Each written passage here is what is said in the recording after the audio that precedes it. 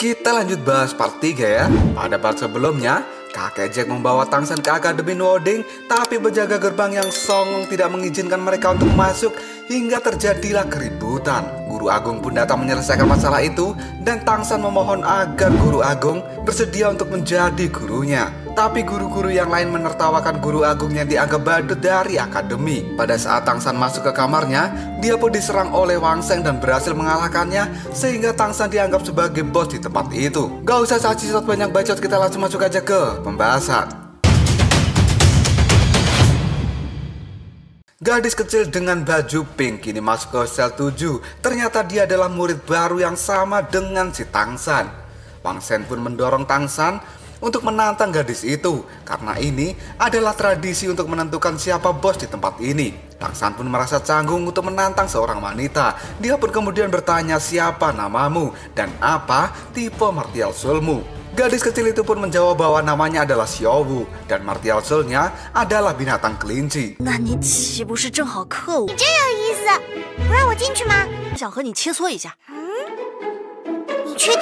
Karena tradisi mencari bos sudah terjadi cukup lama, akhirnya Xiaowu pun bersedia sparring dengan si Tangsan demi menentukan siapa bos di tempat ini.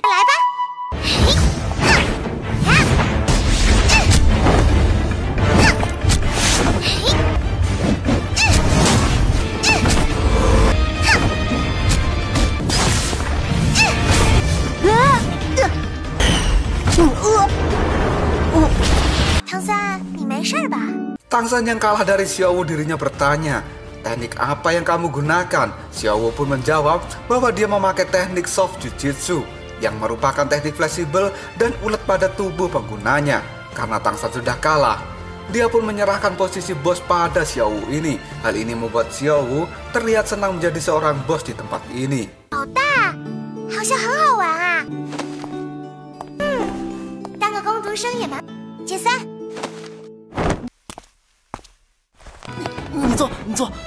Setelah mengambil tempat tidur, Xiaowu pun bertanya pada Tangsan berapa level kekuatan jiwa miliknya, karena dia terlihat sangat kuat. Tangsan pun menjawab bahwa kekuatan jiwa miliknya adalah penuh.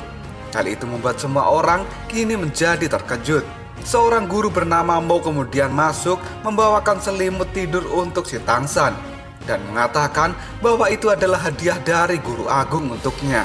Guru Mo juga mengatakan pada Tangsan dan Xiaowu sebagai murid baru paruh waktu pekerjaan mereka adalah mengurus taman dan akan dibayar 10 koin tembaga jiwa per hari.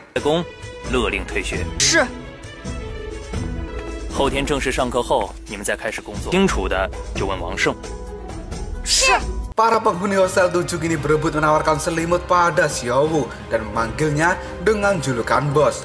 Karena Xiaowu merasa kurang akrab dengan julukan itu, dia pun menyuruh anak-anak yang lain memanggil kakak Xiaowu saja. Xiaowu pun tak mau mengambil selimut dari anak-anak yang lain itu.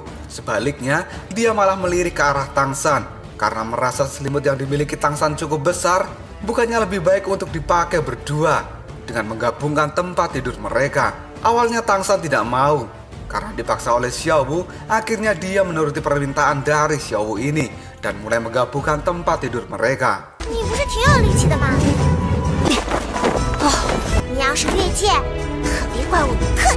Pada saat mereka akan makan siang, sesampainya di ruang makan, Wang Sheng pun diejek oleh seseorang karena dia dianggap miskin dan tidak bisa makan di lantai 2. Xiaowu pun akhirnya berbicara dan membela Wang Sheng, tapi bocah sombong itu terus merendahkan Wang Sheng yang membuat Xiaowu kini menjadi marah dan akan menghajar bocah itu. Dengan cepat Tangsan pun menarik tangan dari Xiaowu dan tidak perlu membuat keributan di tempat ini. Xiaowu pun setuju dengan Tangsan, meski dirinya juga agak kesal.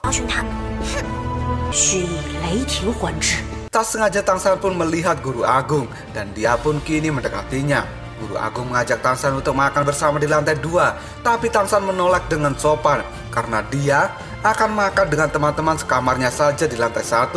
Guru Agung lalu berpesan setelah makan untuk menunggunya di pintu masuk kafetaria ini. Wang Sheng mendekati Tangsan kenapa dia bisa kenal dengan Guru Agung. Tangsan pun menjawabnya bahwa dia adalah gurunya saat ini. Wang Sheng pun terkejut karena Tangsan sudah menjadi murid dari Guru Agung yang dianggap tidak memiliki kemampuan.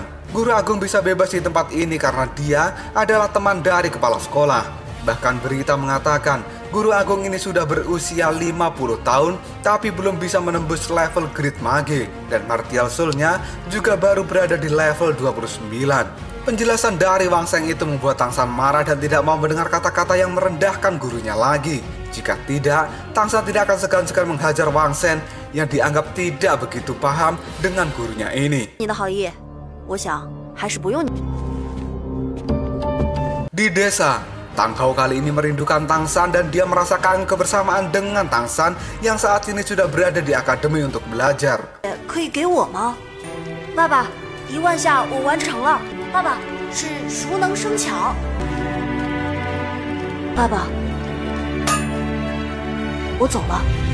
Guru agung mengajak Tang San ke ruangannya dan memberinya makan, karena tadi Tang San tidak sempat makan setelah berdebat dengan Wang Sheng. Setelah Tang San selesai makan, guru agung pun meminta Tang San menunjukkan Martial Soul yang lain yang ada di tangannya. Dan tanpa ragu, Tang San pun kini menunjukkan palu Huotian miliknya yang membuat sang guru menjadi terkejut dan teringat dengan seseorang yang juga bernama Tang. Guru agung pun berpesan bahwa Tang San harus merahasiakan palu ini pada siapapun. Dan tanpa seizin dari gurunya, Tang San tidak boleh menambahkan cincin spirit pada palu Huotian. Hal ini mengingatkan Tang San pada kata-kata ayahnya.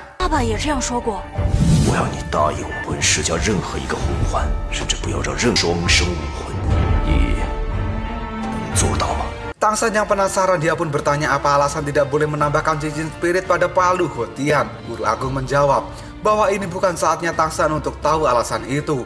Semua ini demi kebaikan dirinya di masa depan. Guru agung mengatakan bahwa besok dia akan mengajak Tang San untuk mencari cincin jiwa dan menentukan kelas Soul Mage miliknya. Tang San pun merasa senang karena dia merasa dengan cincin jiwa ini mungkin dia akan bisa kembali mendapatkan skill langit yang luar biasa yang pernah dia miliki di masa lalu. Guru agung bertanya bagaimana tanggapan orang tentang rumput biru perak. Tang San mengatakan semua orang menganggapnya sampah, tapi dia percaya bahwa semua Martial Soul memiliki karakter dan keunikan masing-masing, jadi dia tidak masalah dengan rumput biru perak itu. Guru agung lalu memberikan penjelasan pada Tang San tentang tipe Martial Soul yang terbagi menjadi dua. Yang satu adalah tipe binatang jiwa, dan satunya lagi adalah tipe alat jiwa. Binatang jiwa memungkinkan pemiliknya memiliki kekuatan binatang tanpa harus mengeluarkan Martial Soul miliknya. Tapi alat jiwa, untuk dapat mengeluarkan kekuatannya, maka Martial Soul itu harus ditunjukkan dan dibawa keluar selama penggunaannya. Tapi ada satu lagi jenis Martial Soul yang unik dan bisa dimakan. Hal itu adalah semacam energi yang meningkatkan bagi pemakannya. 器武魂都是用来辅助。魂师和战魂师有区别入系、侦察系、战斗系、治疗系之系等。 Semua Martial Soul bisa menentukan kemana arah perkembangannya, maka dari itu menentukan arahnya dari sekarang akan menghindarkan cincin jiwa yang bertentangan di masa depan. Guru agung juga menjelaskan bahwa rumput biru perak bukanlah Martial Soul yang tidak berguna, karena itu memiliki kelebihan sendiri. Pertama adalah konsumsi kekuatan jiwa yang rendah. Kedua, karena mudah ditemukan di mana-mana dan itu cocok untuk membuat musuh menjadi bingung. Dan ketiga, dapat berkembang ke berbagai arah dan tidak menolak cincin jiwa apapun. Dan keempat adalah dirimu sendiri. Karena rumput biru perak itu adalah lemah, maka Spirit Soul juga lemah dan akan susah untuk berkembang. Dan itu pengecualian untuk dirimu yang memiliki Spirit Soul penuh. Maka rumput biru perak akan jadi sangat kuat dan tak akan jadi rumput biasa jika Tang San bisa mengembangkannya dengan baik. Itu akan menjadi senjata penyerang dan juga perangkap yang luar biasa. 就能够产生攻击作用了。和暗器打的就是固定的。先回去，明天一早我去接你。 Malam harinya Tang San berbicara dengan Xiaowu di taman bahwa dia akan pergi untuk sementara. Xiaowu pun tidak setuju karena dia harus bekerja sendiri jika Tang San tidak ada. Tang San membujuk Xiaowu bahwa nanti dia bisa mengambil setengah upah Tang San jika dia sudah kembali. Dan akhirnya mereka pun deal. Kemudian Xiaowu menantang Tang San lagi untuk melakukan sparring karena dia tidak puas dengan sparring sebelumnya yang merasa Tang San telah menahan kekuatan miliknya. 那就来吧，不是要切磋吗？ 是啊，我这不是来了吗？